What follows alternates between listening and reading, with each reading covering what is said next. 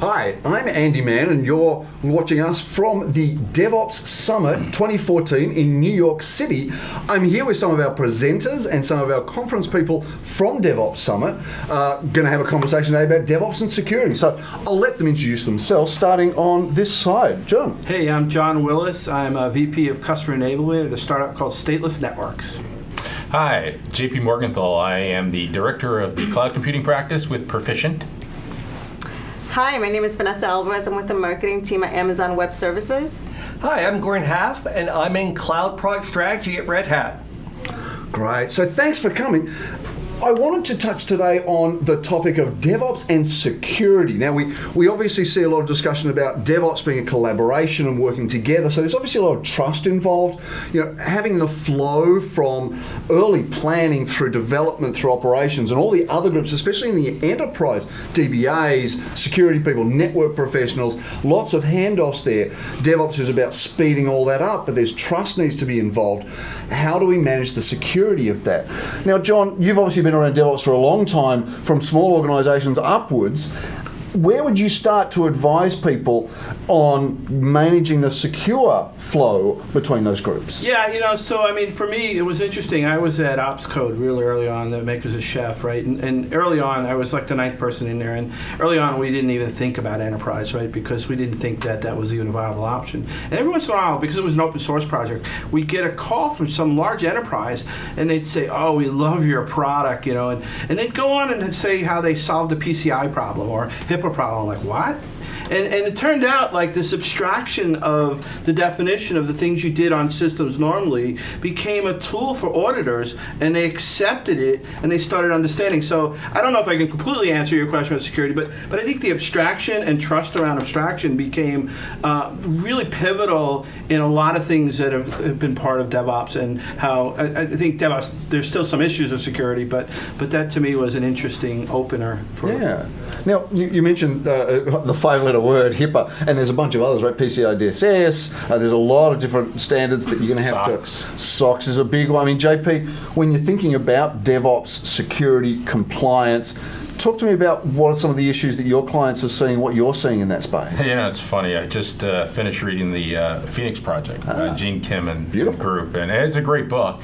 And when you say security and SOX compliance, I can't help but to see the character John in the book, who, ends up almost blowing his head off because he realizes how for years he's been nothing but a shackle on the business trying to get work done, and too often we see that these compliance groups, the ITIL compliance groups, how we're doing things in IT, or COBID, or certainly the internal audit team, all struggle thinking that they're really doing something great for the business, and they are. They're trying to protect the business. They're trying to minimize and manage risk, but ultimately they're managing the wrong risk.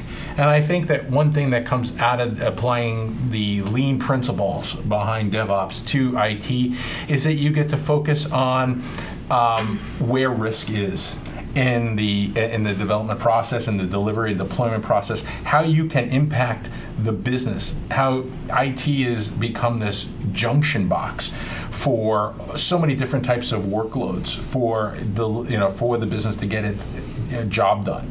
And so we when we use DevOps as a means of enabling us to explore where we want to put our money, what we want to do, that's really where we start to leverage the skills of those people. And they're phenomenal, because there are things that most people never even think of, holes and security and breaches, and ways to make sure availability is there, that really need their expertise, but we got to harness and focus them on the right things. Yeah, and if you're empowering these people who do have this great technical knowledge, if you're empowering them to solve those problems themselves, that's really powerful in itself. Now, Vanessa, I want to turn to you because I know you've got a storied history in the cloud, obviously well published with Amazon Web Services now. and Amazon Web Services is all about breaking down business models, and we hear a lot of the same sort of comments about DevOps that we used to hear about cloud. Oh, it can't be compliant, I can't possibly put my business in the cloud, which obviously we've mostly gotten over. Do you see those parallels? I mean, how do you see the compliance in DevOps working? It's interesting because I feel like in the DevOps movement, it's been going on for quite some time, as John mentioned. However, security has been sort of an afterthought, right? People bring in security at the end. Oh, by the way, we're doing these DevOps projects, and we're creating a group where developers and operations are trying to come together and really start to work together. Oh, by the way, security, you should come to see what we're doing. The reality is that today, security needs to be embraced and brought into that DevOps movement. And that is going to be one of the next hurdles that the DevOps movement will have to face. And hopefully we'll be able to do it successfully. In cloud, and looking at cloud in the past few years, security obviously is still a big challenge, whether it's perceived or not. There's still many IT and security folks who feel apprehension with public clouds. And so part of that comes from the fact that they're not well educated as the DevOps teams are, or the DevOps movement has been doing within their own community. And so I think it's going to take some time for not only public cloud service providers, but also IT organizations and businesses in general to really educate their teams and create sort of this team that includes developers, IT operations, and security, and perhaps other teams that come into play as well, as sort of the business starts to be affected as a whole by this DevOps movement. Yeah, I think that's absolutely right. I mean, the idea of actually empowering these people to have DevOps at every stage, right? Yes. It's not something you do after the development or after it's in production. Right. Everyone's responsible for security, right? Yes, absolutely. And so I think as IT organizations evolve, I think you start to really see sort of a group come together, whether it's a developer, IT operations, and security person, or someone in finance comes in, or someone in auditing comes in, and you create these teams who really start to focus on how all of this impacts the business in general. Yeah, absolutely. Now, Gordon, open source, you're with Red Hat, open source very much at the heart of the DevOps movement, and yet we've seen some security flaws in the Heartbleed incident, for example. I mean, how do your business is doing DevOps and working with people doing DevOps? How are you guys managing security, especially? Well, there certainly have been a well-publicized example with Heartbleed, and I think all that really tells you is no software is perfectly secure. Yeah. We also saw that get fixed pretty well, pretty quickly. And in general, we have open source is pervasive in DevOps. It's pervasive in the cloud, and arguably none of the companies that we talk about as being exemplars of DevOps would even exist in the absence of open source. And the reality is those are incredibly high-profile companies. They're under constant and unrelenting attack, and they're running open source, and they seem to be managing to stay secure. Yeah, I mean, it's certainly not a problem in open source, is it? I mean, like you say, all software has problems. Some has gaps and holes. That bug got fixed really quickly, right? Yeah, absolutely. I mean, there's a lot. I'm not going to kind of simplify by sort of all bugs are shallow when a lot of people are looking at them. But the reality is you have a lot of commercial organizations supporting these important pieces of open source software, and very large communities focused on them. And again, existence proofs. I believe in existence proofs. Open source is being widely used at places like Amazon Web Services, at Google, at Etsy, at Netflix, and the list just goes on. We'd be here all day if I listed all of them. And the fact is, those companies manage to deal with security. Yeah, absolutely. I think it's really interesting. Open source, true. It really does matter. Really does matter the community size. I think we saw that with Heartbleed. Yes. When you have a community that's mostly consumers and not contributors, obviously bad things happen, and then they get propagated for long periods of time. But I wanted to explore further what Vanessa was saying, and I feel it's really interesting to drive down and get the rest of the panel to really dig in here, right? Why does security always get brought in at the end? And I think that's at the crux of the problem, and one of the things that we can fix here. But for me, it's the messaging that everyone believes that once we get security involved, they're going to slow us up. So agility. So even for where we do have agility, even where we do have urgency, where we have opportunity to deliver quickly to market, everyone believes that once we bring security into the mix, all that gets thrown out the window. And you and I have discussed, everything's going great, but it takes 2 weeks to make a firewall change, right? So in the last panel I talked about the flow, right? And the flow is consistent, right? So what we're actually seeing is there's a project called Rugged, right, which is a DevOps extension for security. There's a open source project called Gauntlet, which is behavior-driven development for security changes. So once you start understanding the flow, then whether it's network, security, whatever, you start thinking in terms of how do you it's abstraction, right? So earlier when I talked about Chef, we kind of learned, wow, Chef can be a tool or Puppet tool that creates an abstraction that is a trusted source of implementation. And so I think the security people, we're seeing security people start understanding that, wow, if I make my changes in a certain place and source controlled, and then it's peer reviewed with something like Git or GitHub, and then it goes through some type of process and behavior driven development. And so what you're seeing is projects like Cucumber and stuff, they're actually doing what ifs on changes. And in fact, the Gauntlet actually as a whole Heartbleed implementation, they jumped right on it. But again, I think that, and like earlier in the Learn panel, I said I'm doing that kind of same thing for the network now, right? Because the network could arguably always be brought in last. Like, all right, guys, that cloud thing, that was great, but you never talked to us. Kill it, right? So I think starting to understand that the whole flow and collaboration model is key to any success for any discipline. One thing I just add to add to that too is automation is this incredibly important element of DevOps. It's really, I think, arguably, if you don't have automation, you don't really have DevOps. And as we all know from security, what's one of the biggest threats to security? Well, is doing a bunch of random one-off manual serve changes when a sysop has been called up for some problem at 2 a.m., which is more likely to cause a security problem, that or an automated process. Yeah, I mean, when you start to bring automation into the fold, there's auditing involved. You can do functional isolation because the same person who runs a script is not necessarily getting the authorization to do what the script is doing, for example. I mean, Vanessa, obviously, Amazon's got great automation in the background there. You've been around the automation scene as well. Do you see automation as a positive for DevOps in terms of security and compliance? I think yes, absolutely. There's a fundamental principle around automation, right, which in my mind, it really enables even more security, right? Because I think today, when you look at some of the outages that have happened in, whether it's a public cloud service provider, I'm sure in private data centers as well, it's typically a manual misconfiguration or someone, made a mistake and entered the wrong script. I would think the same applies for security, right? I think in some instances, some enterprises really can't secure their data centers well enough. When you look at some of the service providers out in the market today,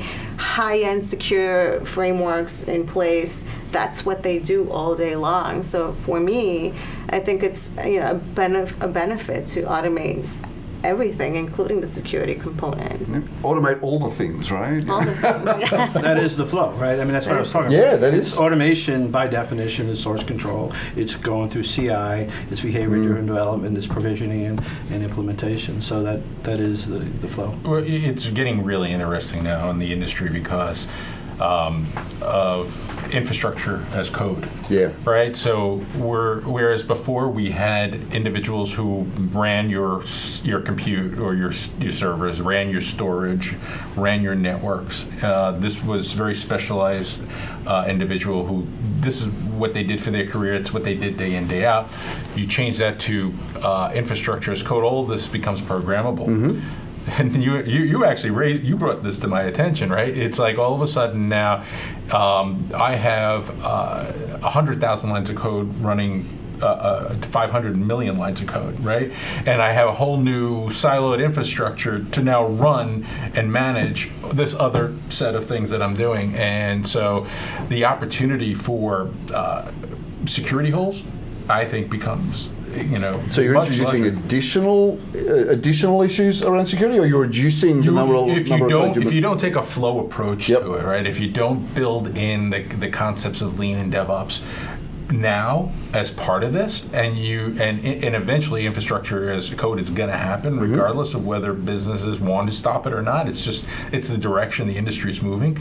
When you get there, if you haven't implemented these principles, you're going to have a much bigger hole and gap to leap when you want to fix it than if you try to do that now. So with flow, changing the way the handoffs are happening, with people getting extra skills, developers working as operators working as developers, not necessarily the same roles, but getting those combined skills. Is functional isolation dead as a security practice? The idea that different people do fundamentally different things. Does that make fun? That's a tough one, because I was going to just add on to his, but your question. In the lean we have the and-on chord, and the reason why flow works, and I'm glad you brought that, is the ability to always bring things back, right? To always Feedback be pulling loop, it back, feedback loops, and get things. Try to trace things back earlier in the process. So I think that's why that's important. The generalization versus specialization is an interesting question right now. I think most people agree. I think if you start thinking about complexity and scale, is something I talked about in the last panel, right? There's some choices that are going to become obvious, and I think, I want to say that I think generalization is the path for greatness these days, and it seems to be what everybody's talking about. I'm still on the right side of the fence because we're old dudes. We kind of lived in a specialized world, right? Yeah. So, but generalization, I think, is the only way we're going to be able to deal with these complex infrastructures. One of the things that I also wanted to piggyback on something that Gordon said was, when you think about security, you want to automate it and make it part of the bigger process. When you start to think about the sort of distrust in a public cloud service provider, and the fact that IT organizations are building these DevOps teams to address cloud services or address internal IT, bringing in the security person is really, they think that they can't trust them, or that it's confronting, isn't it? It's confronting, yes. And then security has to also deal with the fact that regulatory and compliance is changing on the government side, right? When you think about how data is being addressed today, and some of the regulatory and compliance rules and regulations in government are not keeping up with IT and newer technologies. And so that is really something that is maybe stalling the DevOps movement or making it worse, right, for a lot of organizations. And that's an even bigger challenge, I think. Yeah, I think I generally agree with the comment about generalists, and I think from a kind of a skills point of view, that's going to be one of the big challenges for people in IT going forward. It's not going to be enough to have your XYZ certification and you're guaranteed a job, and that's all you need to do. But in terms of security, in terms of things that touch on government regulation, particularly lots of things around public sector, there are a lot of complexities there, and security's always been a particularly specialist topic. I know I remember that from my IT analyst days. So I think there is going to continue to be a place for the security experts. It's just the security experts should not be someone who's like kind of brought in, we have everything working now you can fix up the security. I think Vanessa, you made a point, and I think everybody, the whole idea that that you're going to be slow. It was actually your point too. That you're going to get burned if you don't go a certain path here, like infrastructure as code. And Knight Capital is a great example, because those guys thought they were doing it right. So if you know Knight Capital story, they went out of business. They basically lost like $300 or $400 million in like 3 hours. Yep. They were out of business in 24 hours. They were don't quote me on it, second largest high-frequency trading organization, right? And the thing was, I'm sure they did all the things, they had all the security people. At the end of the day, it was a bad hygiene change on a server that turned on a test system that made public trades. actual real live trades, and they went out of business. So the point is that, that it is about hygiene, it is about the flow, it is about the abstraction. And when you keep attacking the problem from this kind of global, we're going to stop everything and we got to follow these laws, you have the potential to have this nightmare like Night Capital. Down the road as things change so fast on you. Yeah, and I mean, it's hard if you're a high-frequency trader, but I think there's also this element that people are talking about along the lines of you are going to get some security penetrations, things are going to happen, you need to have the plans and the systems in place to recover from them very quickly. Yeah. Hey, look, guys, this has been really good. I wanted to get onto a whole bunch of stuff we didn't touch. Password management, identity management, a bunch of stuff, what we can actually do about this. But what I suggest is that anyone who's watching who wants to learn more about this topic, reach out to any of the people on the panel today individually. So I'll give you a chance to say, Gordon, starting with you, how can they contact you? What should they read?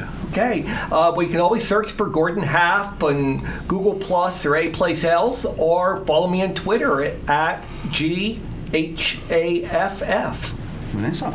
I can be reached on Twitter at Vanessa Alvarez1, and same thing for Google Plus. I guess Twitter's all the rage, so you can contact me at AndyMann at ANDIMANN, and from there you can get to my various blogs and other commentary sites. JP. JP Morgenthal at MORGENTHAL on Twitter, and jpmorgenthal.com. Also, I blog at DevOps.com. John. And John Willis, if you want to just Google, you'll figure me out somewhere early in the week. But Botchagaloop, because it's hard to spell, is where I'm normally out on Twitter. Fantastic. So that's it from today's panel session from the DevOps Summit 2014 in New York City. I'm Andy Mann. Thank you for joining us. Next time. Bye-bye.